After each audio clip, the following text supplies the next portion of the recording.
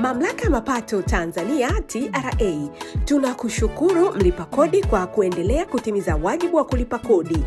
Aidha, tunapenda kukukumbusha yafuatayo: kufika ofisi za TRA, kufanya makadirio ya kodi au kuwasilisha ritani ya makadirio ya kodi ya mapato kwa njia ya mtandao, kulipa kodi kwa awamu kabla au mnamo tarehe 31 Machi 2025, waajiri kuwasilisha ritani na kulipa kodi ya ajira PAYE, kodi ya uendelezaji ufundi stadi SDL, pamoja na kodi ya zuio withholding tax kwa mwezi Februari kabla au mnamo tarehe 7 Machi 2025.